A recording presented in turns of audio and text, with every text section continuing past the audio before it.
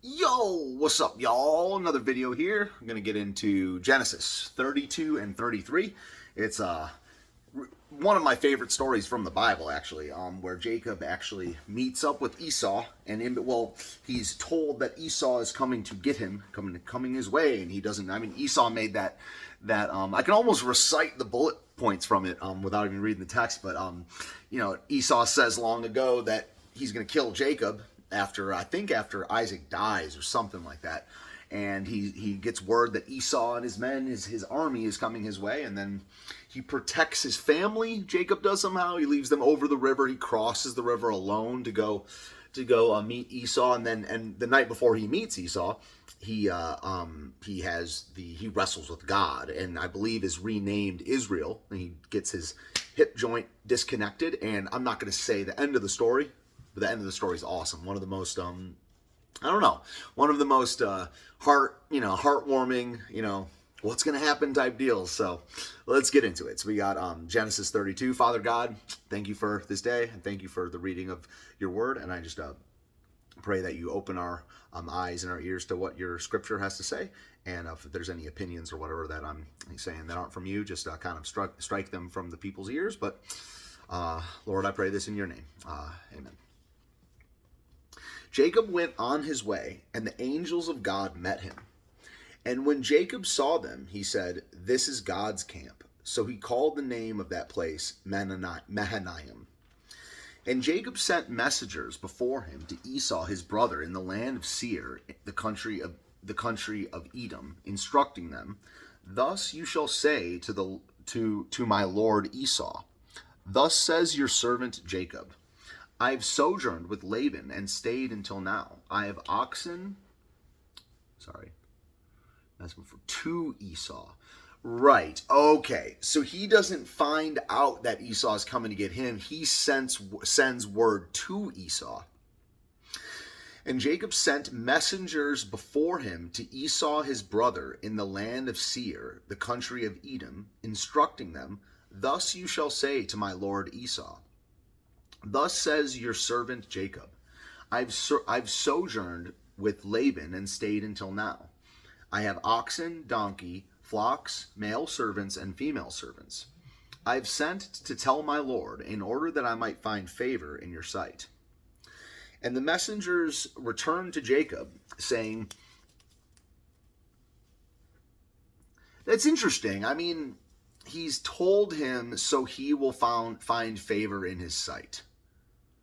He's telling him about his property, and that's it. He said he's telling him about the property he earned, and he wants to tell him about that in order that he might find favor in his sight.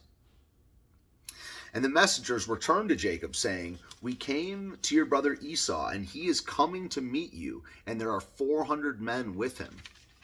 Then Jacob was greatly afraid and distressed. He divided the people who were with him and the flocks and herds and camels into two camps, thinking, if Esau comes to the one camp and attacks it, then the camp that is left will escape. And Jacob said, so he prays here.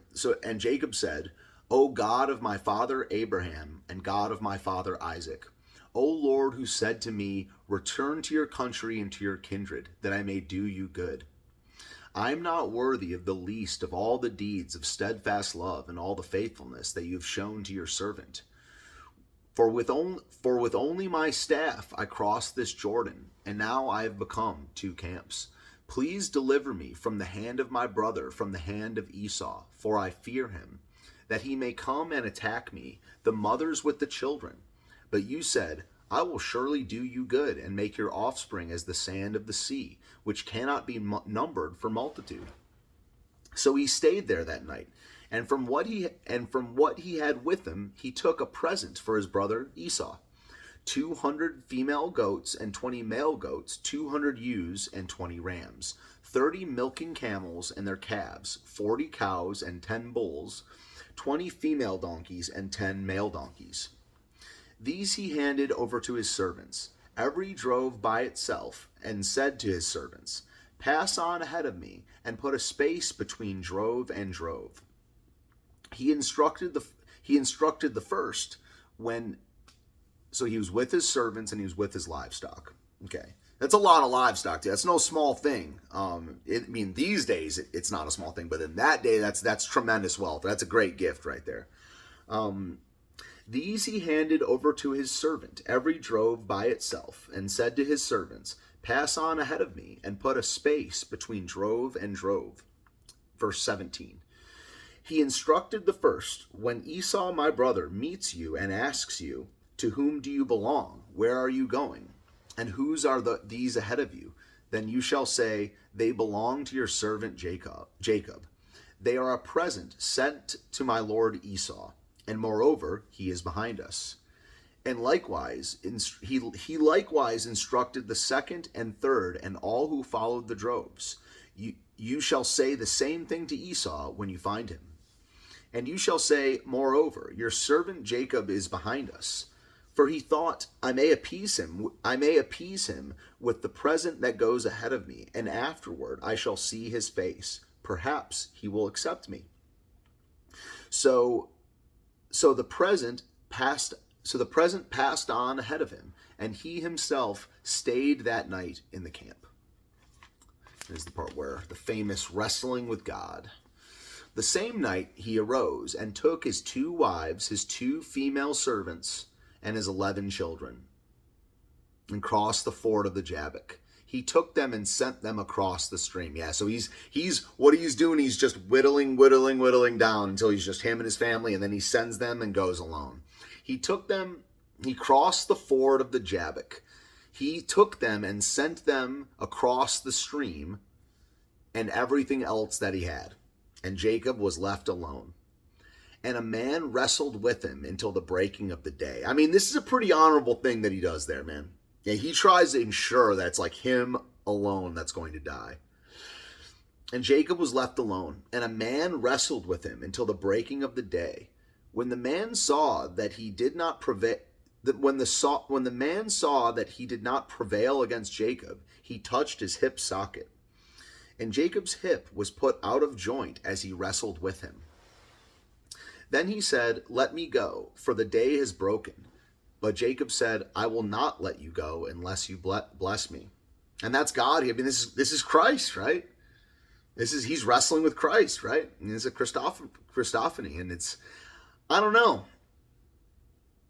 It's like, I don't know, that's a beautiful image to me. Like, you're holding on to God. He's like, let me go. And it's like, no, you first. Like, you bless me first. And, we have the ability to let go of God, man. And we have the ability to hold on to God. And I think, the Lord, of course, has the ability to let go of us and hold on to us. He does it all. But all 4 of those things happen in the Bible. A person lets go of God or refuses to, and God lets go of a person or refuses to. You know what I'm saying? Yeah, you could make many, many examples of that, but that's just a beautiful image. Jacob said, I will not let you go unless you bless me. 27. And this is the only time in the Bible, I believe, where there's a renaming. Abram gets renamed to Abram. Abram gets renamed to Abraham. Whoa, rapid onset retardation. This is the only one where God asks him his name. And it means supplanter, deceiver, heel, rebel, right? And he said to him, what is your name? And he said, Jacob. Then he said, your name shall no longer be called Jacob, but Israel. For you have striven with God and with men and have prevailed. Then Jacob asked him, please tell me your name. But he said, why is it that you ask my name? And there he blessed him. Never did give him an answer there in the Bible. I mean, maybe he did tell him his name, but I think that was Christ, man. Yeah, he saw God face to face. Yeah. And there he blessed him. So Jacob called the name of that place Peniel, saying, for I've seen God face to face, and yet my life has been delivered. The sun rose upon him as he passed Penuel. Did I read that part? Yeah, he touched his hip socket, and Jacob's hip was put out of joint as he wrestled him. Did I miss that verse? When the man saw that he did not, I guess the tape will tell, right? So Jacob called so back to verse 30 now. So Jacob called the name of the place Peniel, saying, "For I have seen God face to face, and yet my life has been delivered." The sun rose upon him as he passed Penuel. Penuel. So it's interesting. It's with an I in one spot and with a U in another. And I think I've noticed this before. Peniel versus Penuel. Called the name of the place Peniel. And then in 31, the sun rose upon him as he passed Penuel, limping because of his hip. Therefore, to this day, the people of Israel do not eat the sinew of the thigh that is on the hip socket, because he touched the socket of Jacob's hip on the sinew of the thigh. That's the end of Genesis 32. Genesis 33, verse 1. And Jacob lifted up his eyes and looked, and behold, Esau was coming, and 400 men with him. So he divided the children among Leah and Rachel and the 2 female servants. And there's something going on. I'm wondering about this brook. Like, they crossed the ford of the Jabbok, and then he took the family and sent them across the stream, but now he's back with them. He passed by Penuel. Jacob lifted up his eyes and looked, and behold, Esau was coming, and 400 men with him. So he divided so he's back with the children and the family. So he divided the children among Leah and Rachel and the 2 female servants. And he put the servants with the children in front, then Leah with her children, and Rachel and Joseph last at all. He himself went on before them, bowing himself to the ground 7 times until he came near to his brother. But Esau ran to meet him and embraced him, and fell on his neck and kissed him. And they wept. And when Esau lifted up his eyes and saw the women and the children, he said, "Who are these with you?" Jacob said, "The children whom God has graced," and they don't even it happens immediately. I mean, I just get so struck by when these things happen immediately. Bowing 7 times, and it just says he's so afraid, and he's afraid that his entire family's gonna get wiped out. I mean, and that happened all the time in those days, man. So, but Esau ran to meet him and embraced him, and fell on his neck and kissed him, and they wept. And when Esau lifted up his eyes and saw the women and children, he said, "Who are these with you?" Jacob said, "The children whom God has graciously given your servant." Then the servants drew near, they and their children, and bowed down. Leah likewise and her children drew near and bowed down. And last, Joseph and Rachel drew near, and they bowed down. Esau said, "What do you mean by all this company that I met?" Jacob answered, "To find favor in the sight of my Lord." But Esau said, "I have enough, my brother. Keep what you have for yourself." Jacob said, "No, please. If I have found favor in your sight, then accept my present from my hand. For I've seen your face, which is like seeing the face of God, and you have accepted me. Please accept my blessing that is brought to you, because God has dealt graciously with me, because I have enough." Thus he urged him, and he took it. Then Esau said, "Let us journey on our way, and I will go ahead of you."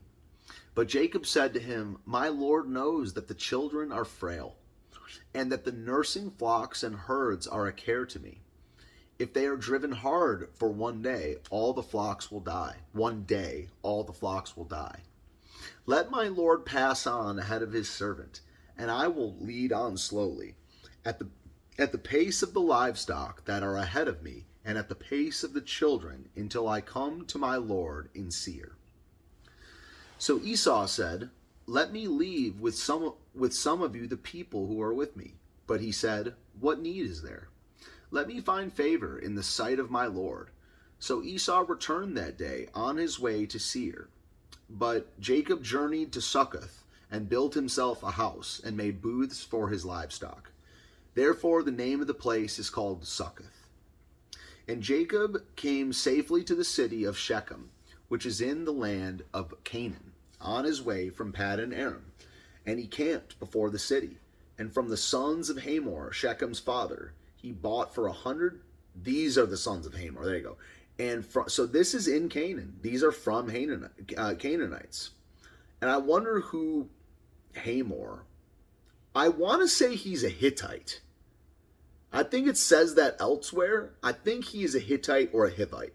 And from the sons of Hamor, Shechem's father, he bought for 100 pieces of money the piece of land on which he pitched his tent, and there he erected an altar and called it El Elohe Israel.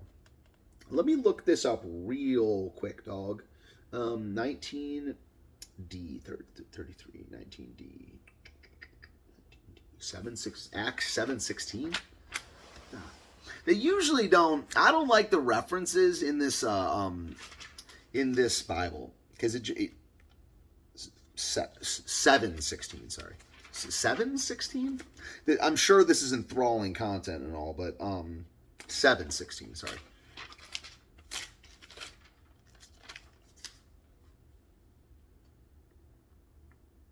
Yeah, went down to Egypt, carried back to Shechem, laid in the tomb that Abraham bought for a sum. Abraham bought. So it's the same spot. So it's just the same spot, right? Yeah. Sum of silver from the sons of Hamor in Shechem. And then Jacob, from the sons of Hamor, Shechem's father, bought for 100 pieces of money the piece of land on which he had pitched his tent. So he made a transaction with them as well. But dude, I really want to know what people group Hamor is part of. Bear with me. You guys aren't going anywhere, right? Come on. No, it's not in there. Put it below in the comment section. But I want to read. Dude, no, I can't deal with it. I can't deal with it. I gotta look it up right now. Let's go over. So yeah, tomorrow is the defiling of Dinah. Happy news.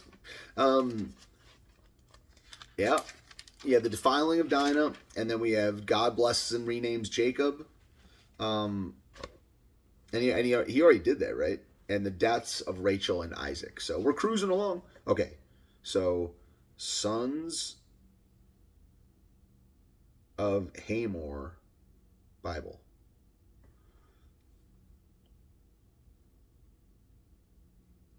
Hivite, brah. Lord, you gave me that memory. You gave me that steel trap, right, God? He's the Hivites. That's right. I knew that. I mean, unironic. No. I think the first thing I said was a Hittite.